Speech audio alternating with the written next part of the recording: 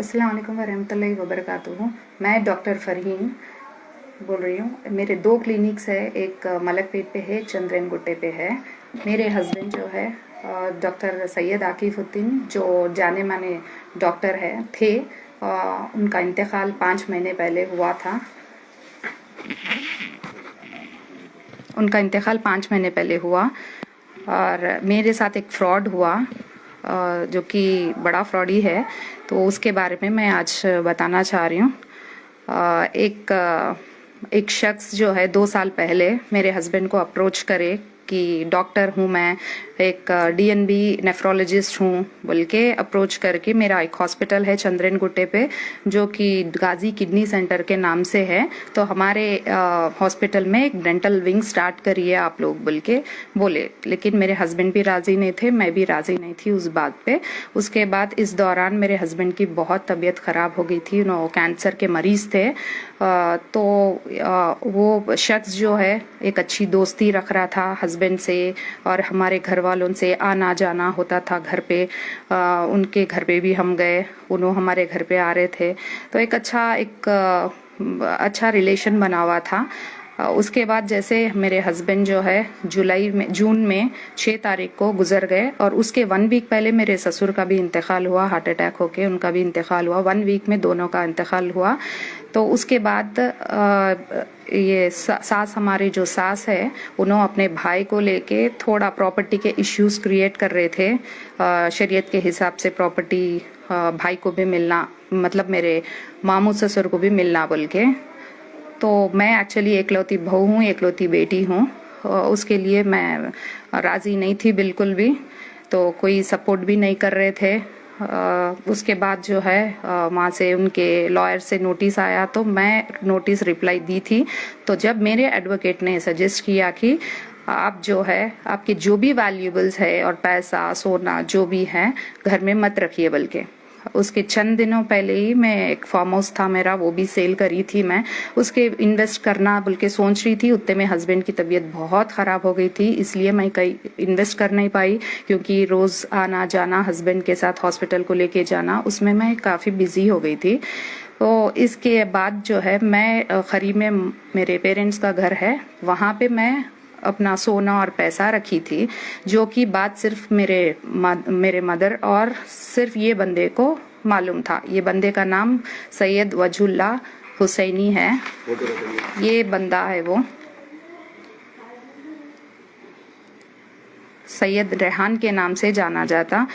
ये बंदे को मालूम था और सिर्फ मदर को मालूम था। तो उसके बाद रखने के बाद 3.5 महीने हो गए, मैं देखी नहीं वो अमाउंट को, कुछ भी नहीं, क्योंकि मेरा इद्दत का पीरियड चल रहा था। 4 महीने 10 दिन खत्म होने के बाद एक प्रॉपर्टी देख के रखी थी मैं, वो परचेज करना था मेरे को। तो जब मैं वो निकाली पैसे, तो उसमें से 50 लाख रुपए कम थे और 36 तोला सोना भी गायब था। तो जब मैं ये बंदे को इसमें पूछी, क्या आप लिए क्या, बेवा के पैसे लेना अच्छी बात नहीं है, छोटे मासूम बच्चे हैं मेरे 2, नहीं लेना चाहिए। लेकिन उन्हें कसम खाया, कुरान पे कसम खाया, खुद के बच्चों पे कसम खाया कि मैं ले ही नहीं सकता, ऐसा कैसा मेरे पे इल्जाम लगाए। खैर वो बात छोड़ दी मैं। उसके बाद मैं पीएस में जाके कंप्लेंट करी, एफआईआर हुआ, और उसको गिरफ्तार करने के बाद जो है उससे खुबलाए। तो वो खुबुल लिया, उसी रात में जाके वहाँ से सोना बरामद करे और पैसा भी बरामद करे। तो वो एक कार के टायर में छुपा के रखा हुआ था सोना, वो सोना भी निकाले लेकिन उसमें 26 तोले ही सोना मिला। और पैसे जो है 1-2 दिन पहले बीवी के घर में, मतलब उसके ससुराल में, बीवी भी उसकी घर पे नहीं थी, ससुराल में थी बीवी के पास। बीवी को भी सब मालूम था, मेरे को बाद में पता चला कि बीवी भी इसमें साथ दे रही थी। उसके पास एक 10 लाख और उसके मामू के पास एक 10 लाख, फिर और एक सास उसके बहन के ससुराल के पास एक 20 लाख, ऐसा हर जगह थोड़ा थोड़ा थोड़ा पैसा लेके जाके रख दिया। खैर वो पुलिस वाले पूरा रिकवर करे, अल्हम्दुलिल्लाह। दबिलपुरा के पुलिस स्टेशन वाले बहुत कोऑपरेट करे, और मेरा जितना भी पैसा था, ये एफआईआर कॉपी है।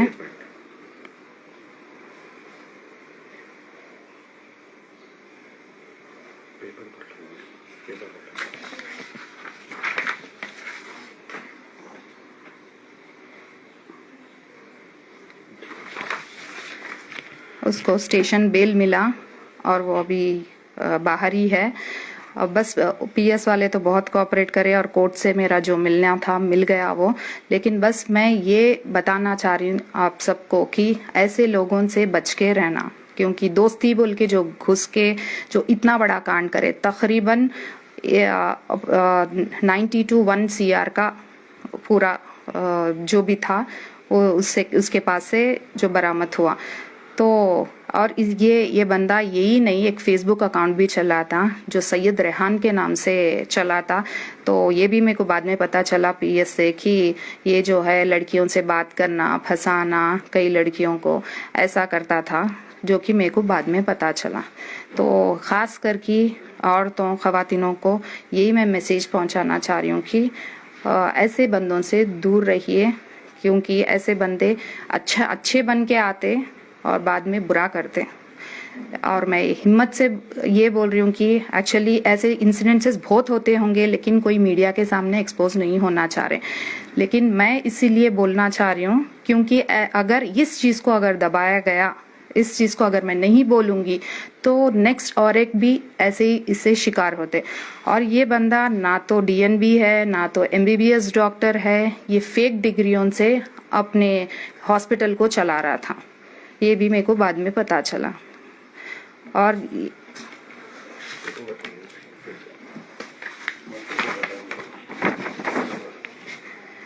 जो ये बंदा जो है, इसको कड़ी से कड़ी मैं अपील कर रही हूँ कि पीएस से और जो कोर्ट से अपील कर रही हूँ कि ये बंदे को कड़ी सजा मिलना चाहिए।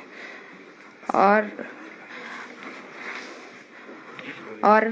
खवातीनों को हिम्मत दीजिए, क्योंकि लड़की कमाने से लेकर रोटी बनाने से लेकर कमाने तक की हिम्मत रखती।